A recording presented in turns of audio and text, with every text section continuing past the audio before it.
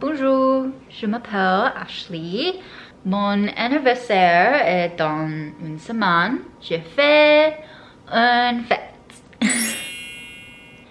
Franchement, je suis très nerveux le dit.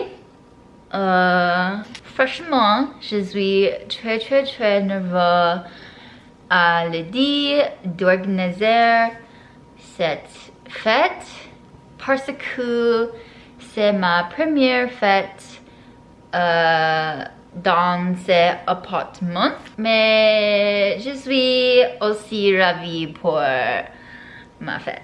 I kind of said that off the fly. I wrote the script yesterday and I tried to memorize it and recite it. I didn't get it perfect. Basically what I'm trying to say is my birthday's in a week and I'm hosting a party. Frankly, I am very nervous to host this party because it's the first party I'm throwing in this apartment. But at the same time, I'm also very excited to host this party. Also, I feel like a lot more people will be coming to this than the events I've previously ever thrown. Like my last apartment was really small, so I was never able to have that many people over. But I think I invited max like 14 people. I don't think everyone will come, but if everyone comes, that's, I feel like, a lot of people.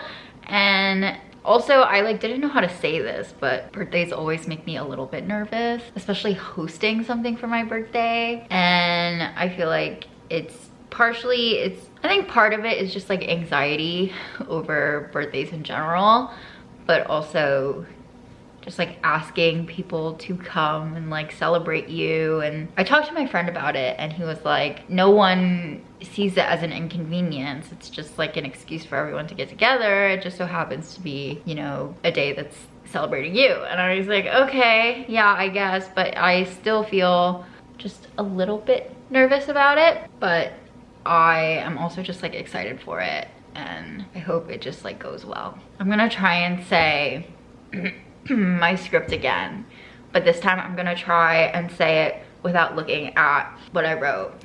I'm gonna give myself a second to read it and memorize it, and then I will try again.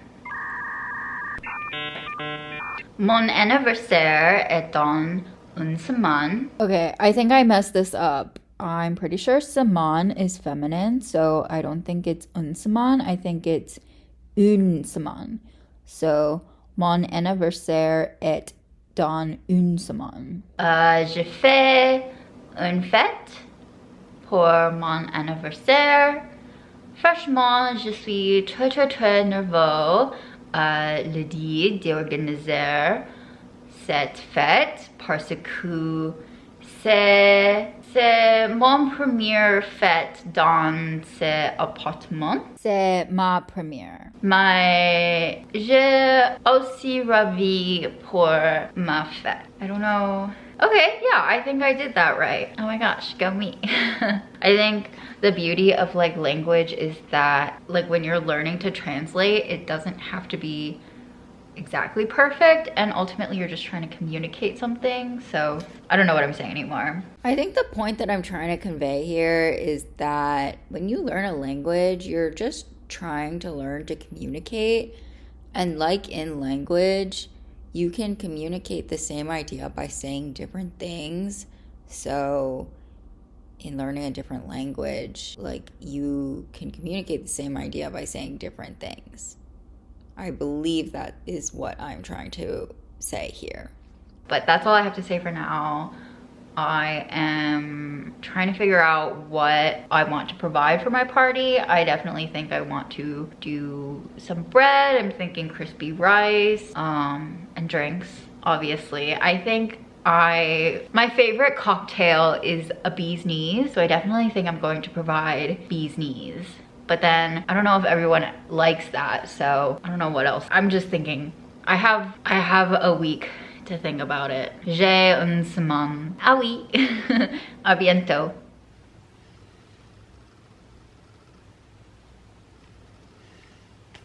Hier, je procure ce pain pour mes amis.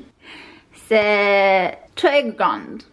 Oui, c'est très très grand. Maintenant, je vais... No. Maintenant, je suis le lieu libre. Oh, give me a second. Hier, je possède ce pain pour mes amis. C'est ça. C'est très grand. C'est très très grand. Et maintenant, je vais le lieu libre. Oui, maintenant, j'ai le libre. Ensuite, nous allons aller dans un bar qui s'appelle Ivy & Coney. Oui. C'est un bar de style Midwest. Et nous y mangerons une pizza. I feel like the first half of what I tried to say, I remembered and I understood, but the second half, I definitely did not. Basically, what I'm trying to say is yesterday I baked this piece of bread for some of my friends, and now I'm going to deliver it to them. I made a comment and I showed you how big this piece of bread was, which I wasn't really anticipating. It just ended up being that big. And then afterwards, we are going to go to a bar called Ivy & Coney. It is a Midwestern style bar, and we're going to probably have pizza there. I am going to try and say what I tried to say again, and then I probably have to go. So we'll start from the top. Hier, give me one second. Hier, je procure ce... I can do this. Hier, je procure ce fait pour mes amis. C'est ça, the bread. C'est très grand. Maintenant, je vais le lieu livrer. Ensuite, nous allons aller dans un bar qui s'appelle Ivy & Coney. Le bar de style Midwest, et nous y mangerons une pizza. Oops, it's not le bar. It should have been ce bar de style Midwest, et nous y mangerons une pizza. Okay, let me try that again. I think I can get it. I think I can get the whole thing. Hier, je procure ce pain pour mes amis. Maintenant, je vais le lieu livrer. Ensuite, nous allons aller dans un bar qui s'appelle Ivy & Coney. C'est bar de style Midwest, et nous y mangerons une pizza. Guys, I think I got it right, and I'm very proud of myself. I just checked my notes. I'm sure when I come back and I edit this video, I will have found something I said wrong or something I need to correct. But at least right now, I'm pretty sure what I said is correct, and I'm very proud of myself. Woohoo! My lessons start back up on Thursday, and I'm very, very excited for them. I am excited to understand the grammar behind what I'm saying. Like I mentioned previously, right now I'm just trying to use the language. Don't really understand too many of the rules, and I'm trying to process and absorb as much vocabulary as I can, but there are some things that do confuse me, especially with like cooking terms. I know that faire is like to make, but pour cure is to bake, but it seems like they can both be used, but also maybe not, but I don't know. And I'm sure this will get covered eventually in my classes, or maybe not, and I'll learn something else. But either way, I think it'll be good for me to have formal classes again soon, and I'm very excited for them. So I hope you guys have enjoyed my attempts at teaching myself, and I mean, I'm still going to continue to do this. It's just I think I will have more to talk about after I restart my lessons. Mainly because I think something that's really helpful is to try and recap and reteach yourself what you have learned immediately after class. I think that is a really good way to make sure you really absorb the information. So that's kind of part of my intention in starting and running this channel. But for now, à bientôt. Je vais mes amis maison. I'm going to my friend's house. I am not sure if I got that right, but I gotta go. Anyway, à bientôt. Okay, I don't have anything new to say today, but there is something that I want to take note of that I learned last time after I edited my video. So I think the sentence I tried to end on is I'm going to my friend's house, and I said something like, basically I just said it wrong. And what am I trying to say? In the last clip, I believe I attempted to create a sentence on my own, thinking I knew all that I needed to know to say that sentence, but evidently I did not. I don't exactly remember what I said in French or what my attempted translation was, but I do remember I tried to say I am going to my friend's house now. And the correct translation is Je vais chez mes amis. Je vais chez mes amis. Je vais chez mes amis. And I didn't know this word chez, and apparently that is like the home of. I just thought it was interesting because I feel like a lot of restaurants are like chez nous, and it means like the home of chez nous, which is kind of like sweet if you think about it, because the restaurant is like, oh, you're eating at my house. But yeah, that's all I have to say today. My lessons start tomorrow and I'm very excited for them. But yeah, à bientôt. Bonjour tous. Hello everyone. I just finished my French class. We are now on to French A1, 2.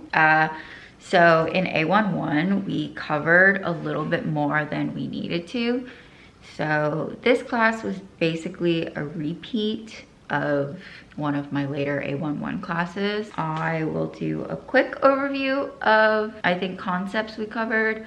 Also, the A1 class that I took was a fast track class, so it was like 3.5 hours every class. This is only 2 hours, so if we were working really fast in that class, we covered like maybe, so every lesson is like a 2-page spread in the textbook.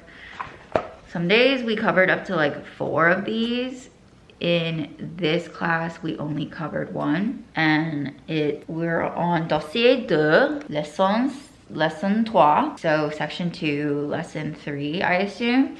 And this is all about like location, so like placing, how to place things relative to one another. And so one important concept is, so we learned how to say things like France is to the north of, so like France au nord de l'Espagne, I think. Give me 1 second to check that. Okay, so to say something like France is to the north of Spain, it's France au nord de l'Espagne. This is relevant because the au nord de l'Espagne, okay, I'm not explaining this well. What is important is when you are talking about things in relation to one another, you have to remember the gender of what you are speaking in relation, of what you are using in relation to. Is to, and then it'll be like la, or yeah, la. So is to, right? And then it's like to what? So if it's a masculine, so like to, yeah, nord.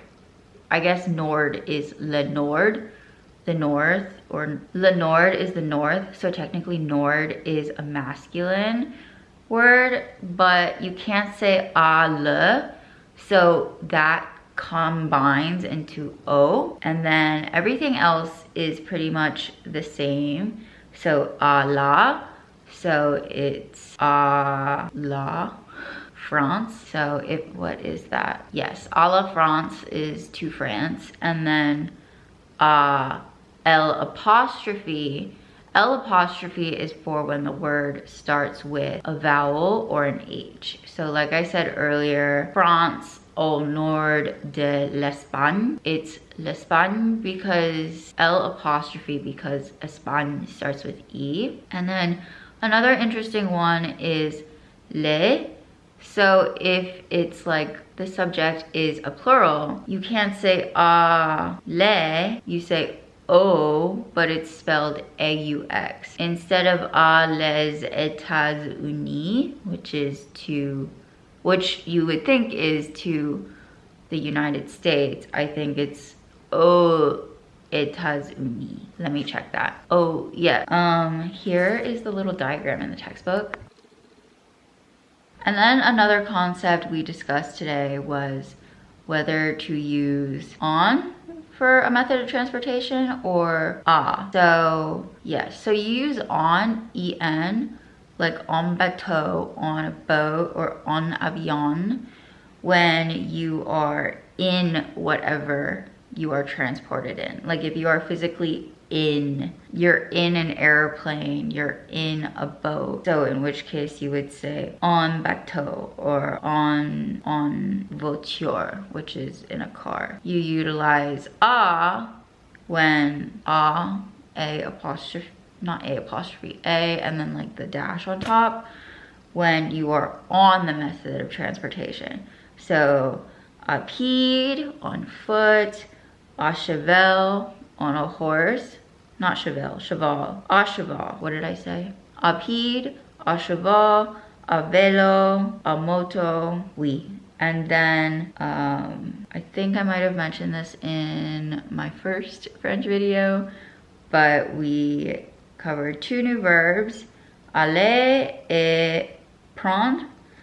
So, je vais, tu vas, il va, elle va, nous allons, vous allez, and ils vont, elles vont. And then prendre, je prends, je prends, tu prends, il prend, elle prend, nous prenons, vous prenez, nous prenons, vous prenez, ils prennent, elles prennent. I think that's right, but I probably have to go check. However, I'm fairly, we also covered like situational words, so like relational terms. So like dans is in, prendre is in front, prendre is near, loindy is further away from. Hold on. Okay, I have filmed this outro so many times and it is just not hitting. So this is the last take no matter what. I am going to end the video here. My camera died. I'm going to say that in French, or I'm going to attempt to say that in French. Je suis désolée, j'ai terminé la vidéo ici. Comme toujours, j'espère que vous avez apprécié. Merci d'avoir regardé. Oui. Au revoir.